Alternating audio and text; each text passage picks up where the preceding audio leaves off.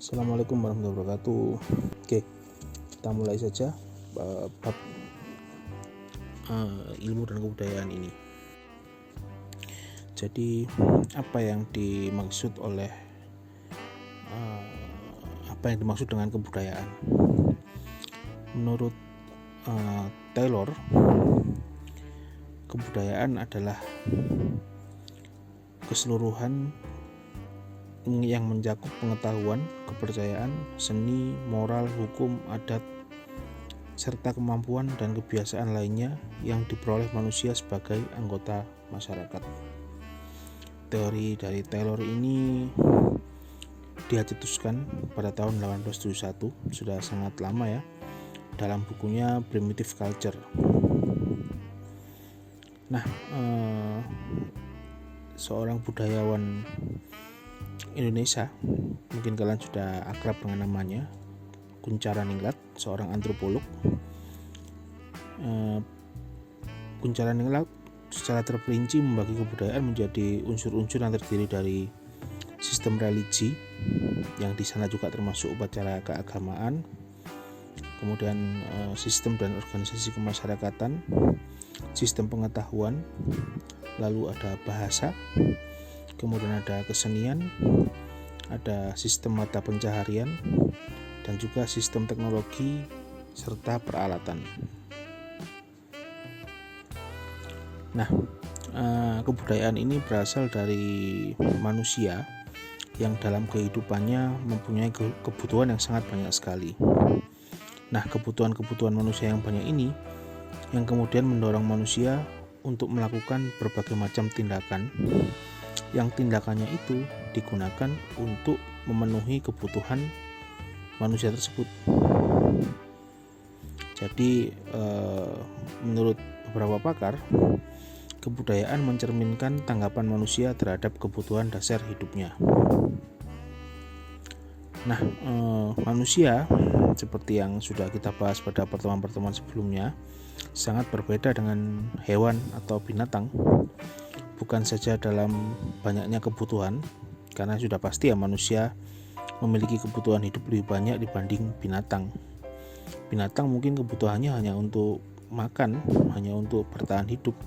Sementara manusia ya tidak hanya makan, mereka butuh pakaian, butuh tempat tinggal, butuh misalkan kosmetik, butuh hiburan, sehingga kemudian nonton drama Korea misalkan seperti itu,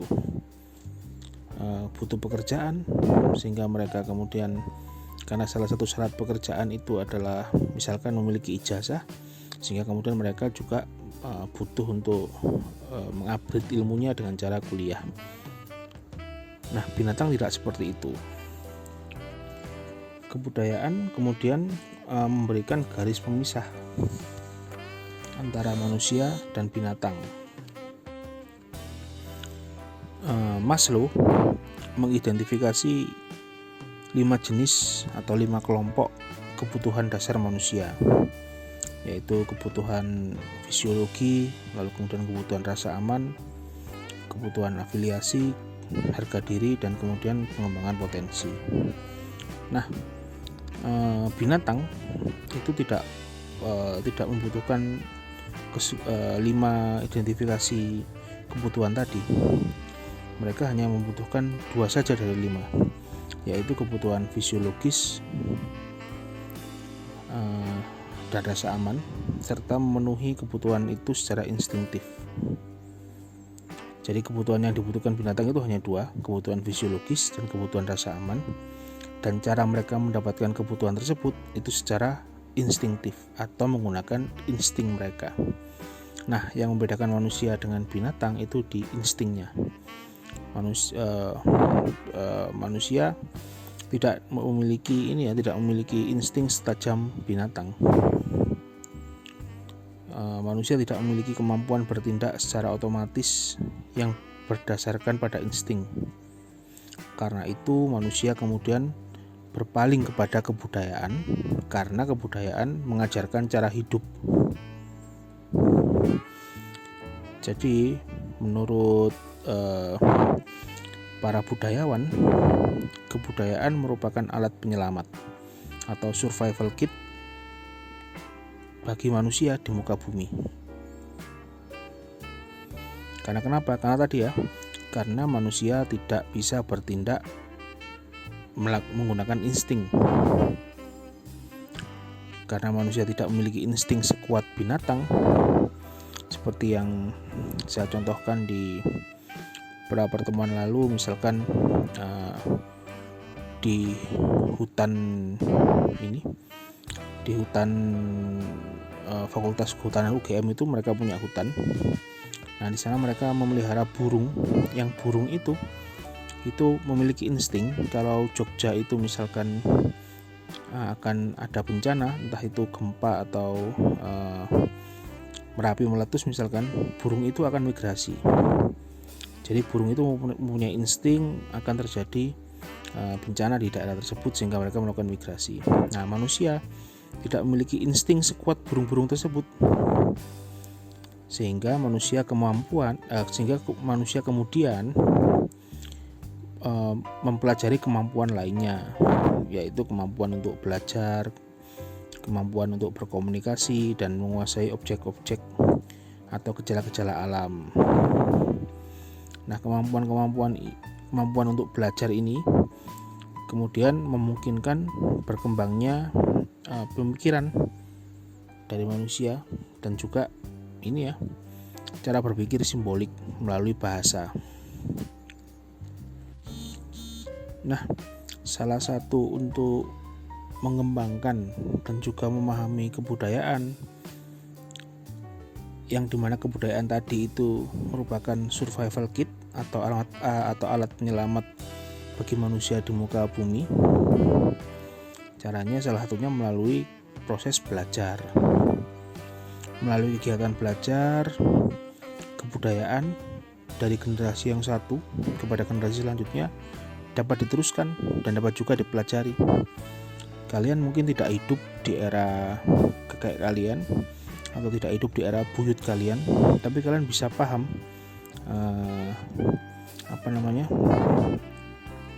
kehidupan di era itu seperti apa. Kenapa? Karena tadi itu melalui proses belajar.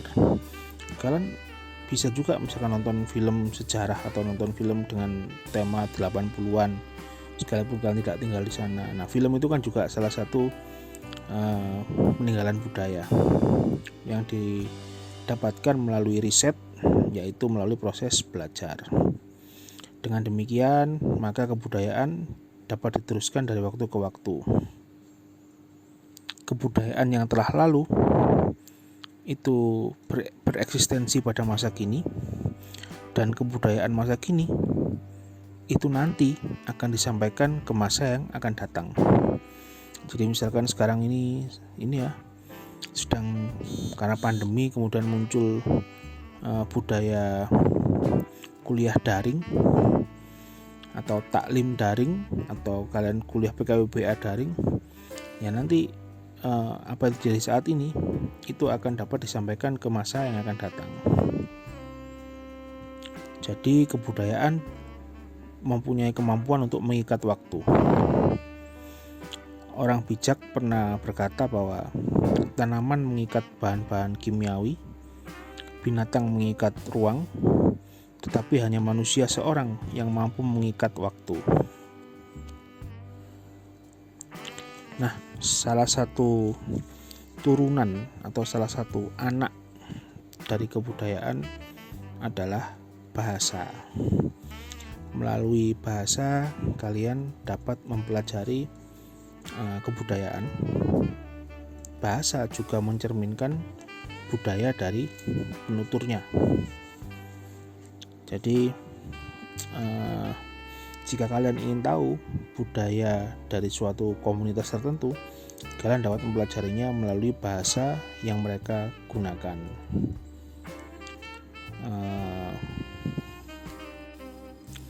Misalkan ini ya, dalam bahasa Inggris hanya dikenal nasi itu hanya satu istilahnya, yaitu rice. Dalam bahasa Arab juga satu, rus, itu saja. dalam bahasa Jawa itu ada banyak sekali sebutan untuk nasi. Ada gabah, ada wos, ada beras, ada sego, ada upo, kemudian banyaklah, ada liwet, kemudian ada karak dan sebagainya. Nah, kenapa bisa demikian? Ya karena itu menunjukkan bahwa orang Jawa ya memakan nasi, sementara orang Barat dan orang Arab ya mereka mungkin memakan nasi cuman bukan sebagai bahan pokok. Orang Barat misalkan punya klasifikasi roti atau gandum lebih banyak mungkin dibanding orang Indonesia, seperti itu. Contoh lainnya misalkan dalam bahasa Inggris atau dalam klasifikasi biologi terdapat 5 klasifikasi untuk tumbuh-tumbuhan. Jadi ada ada tree, ada grass, kemudian ada vine, ada herbs, lalu ada apalagi satunya, ada bush. Ada 5 klasifikasi tumbuh-tumbuhan untuk tanaman. Tapi orang Jawa itu mengklasifikasikan tumbuh-tumbuhan hanya 2, yaitu wit, atau mungkin ada yang nyebutnya uwit ya, wit pohon, dan suket. Jadi orang Jawa hanya mengenal istilah wit dan suket. Jadi dari mana mereka mengklasifikasikan tanaman menjadi 2? Yang pertama tentu melihat bentuknya. Kalau tanamannya tinggi atau besar disebut wit, kalau tanamannya pendek disebut dengan suket. Tapi ternyata ada tanaman yang ukurannya kecil seperti suket tapi tetap disebut wit, seperti misalkan wit dele, wit seledri misalkan. Nah, kenapa kok disebut wit seledri bukan suket seledri, bukan suket dele? Karena ternyata tidak hanya dari bentuk orang Jawa melihatnya, tapi dari fungsinya. Nah, fungsi di sini tentu terkait dengan bisa dimakan atau tidak. Jadi bagi orang Jawa, suket itu adalah makanan untuk binatang, sementara wit-witan itu makanan untuk manusia. Jadi akan sangat tabu manakala manusia memakan rumput-rumputan. Karena itu rumput-rumputan yang bisa dikonsumsi oleh orang Jawa tidak dimasukkan ke dalam rumput, tapi dimasukkan ke klasifikasi wit, sekalipun mungkin ukurannya seukuran rumput.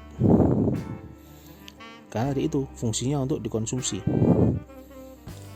Jadi bagi orang Jawa sangat tabu untuk memakan suket-suketan.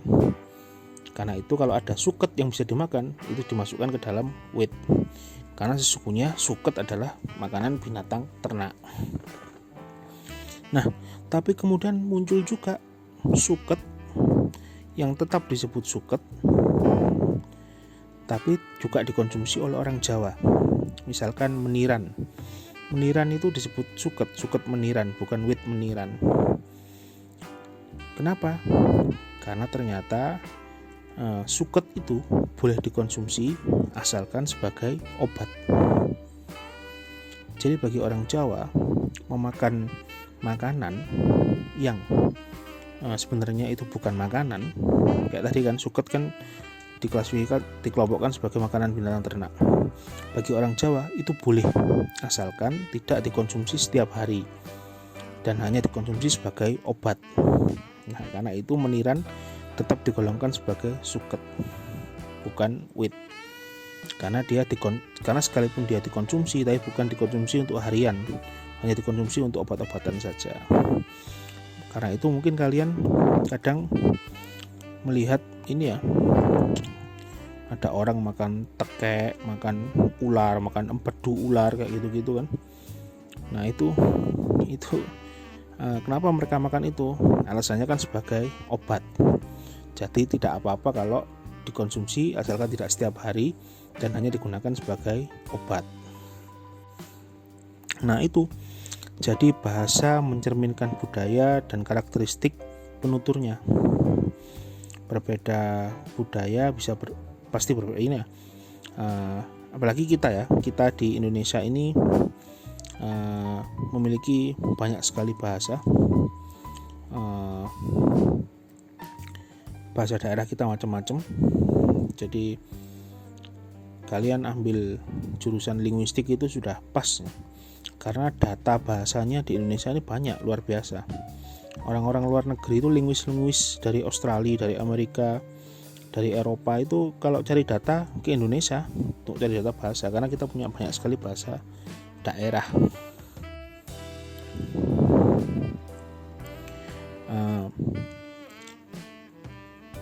Contoh ini ya, contoh bahwa berbeda budaya itu kemudian berbeda bahasa. Salah seorang dosen kita yang sedang studi di Kanada, dia cerita bahwa di sana dosennya tidak mau dipanggil Pak atau Prof, itu nggak mau. Mereka ingin dipanggil, bagi mereka tidak sopan untuk manggil Prof itu. Justru manggil nama lebih sopan. Jadi namanya misalkan Andrew Carney gitu ya, dipanggil Prof Andrew gitu marah dia, atau Mr. Andrew atau Sir Andrew gitu marah, karena bagi mereka lebih sopan manggil nama langsung. Sementara di budaya kita, kok jangankan manggil dosen ya, atau manggil guru ya, kalian beli gorengan atau beli cilok gitu kan, itu kan manggil penjualnya Pak Lek, padahal dia tidak menikah dengan bule kalian. Atau manggil Mas ya, padahal dia bukan kakak kalian. Nah itu, jadi kita menggunakan panggilan-panggilan untuk ini ya, untuk kerabat kepada orang lain yang bukan kerabat kita. Berbeda dengan orang barat. Tapi bukan berarti kemudian misalkan kalian habis kuliah di Kanada, lalu tahu di sana tidak menggunakan Prof atau Pak, lalu kemudian ke Indonesia kalian pulang, di sini kemudian dipraktekkan. Ada dosen kalian, misalkan saya ketemu saya di jalan, semanggil kalian, Win, mau kemana Win? Ya tentu saya marah karena tidak dipanggil Pak. Bukan berarti saya gila hormat, tapi karena tadi itu budayanya berbeda. Di India itu biasa memanggil menyapa orang dengan kamu kok tambah gendut, how fat you are. Nah itu sapaan di India. Karena bagi India sapaan how fat you are itu kayak how are you itu kalau di Amerika. Jadi bagi negara dengan tingkat malnutrisi yang tinggi, mengatakan kamu kok tambah gendut itu merupakan pujian atas kemakmuran. Tapi berbeda dengan misalkan kalian mengatakan how fat you are kepada perempuan Amerika atau orang Inggris misalkan, di mana di sana concern ke kesehatan tubuh itu, atau mereka juga punya ini ya, obat-obat diet, mereka punya kosmetik diet. Nah, tentu ketika kalian bilang ke orang yang bukan orang India, ya mereka akan menganggap kalian melakukan body shaming misalkan seperti itu. Sama dengan di Amerika, pertanyaan how are you, jawabannya I'm fine, tidak ada jawaban yang lain. Justru kalau kalian menjelaskan, mereka tidak benar-benar tanya kabar, yaitu hanya ya memang how are you, jawabannya I'm fine bagi konteks Amerika ya. Jadi kalau kalian menjelaskan dengan detail, misalkan kalian sedang sakit terus kalian bilang I am really sick today, itu malah tidak santun, tidak sopan. Berbeda dengan di Inggris. Kalau di kultur Inggris memang tanya kabar ya benar-benar tanya kabar. Di Jawa, orang Jawa utamanya, ketika dia menolak, semakin tidak ada kata tidak dalam ujarannya, dalam ucapannya, semakin santun. Jadi misalkan ini ya, kalian ditawari makan gitu ya, bagaimana caranya kalian menolak sekali, tapi tidak menggunakan kata tidak di sana, atau teman kalian pinjam uang ke kalian. Bagaimana cara kalian menolak dengan sopan, dengan tanpa kata tidak di dalam penolakannya itu. Nah itu, jadi misalkan teman kalian pinjam uang, aku pinjam uangmu ya. Kalau menjawab enggak mau saya, itu tidak sopan karena ada kata tidak di sana. Bagi orang Jawa, ketika menolak semakin tidak ada kata tidak, semakin santun. Nah itu kan yang sangat rumit di bahasa. Jadi ya bisa menggunakan kata lain yang misalkan maaf saya juga sedang ini butuh uang, misalkan seperti itu, dengan pernyataan-pernyataan yang secara implisit itu berupa penolakan. Kalau tadi ada kata tidak kan eksplisit. Nah kalau orang Jawa itu implisit. Sama dengan misalkan kalian habis beli makan, kemudian ini ya pulang ke kos, terus di kos itu ada teman-teman sedang kumpul, sekalian bilang, ayo rek makan dulu. Kalau teman kalian itu ikut makan, pasti kalian gondok kan, karena kalian tadi niatnya hanya basa-basi saja. Tapi dalam culture tertentu, dalam kultur atau dalam budaya tertentu, ajakan kalian untuk ngajak makan bareng ya memang harus ini, memang ajakan yang tulus untuk mengajak makan bareng, bukan hanya sekedar basa-basi. Karena itu tadi itu ya, perbedaan budaya itu kemudian juga menunjukkan adanya perbedaan bahasa di sana, atau perbedaan budaya ditunjukkan melalui penggunaan bahasa oleh penuturnya.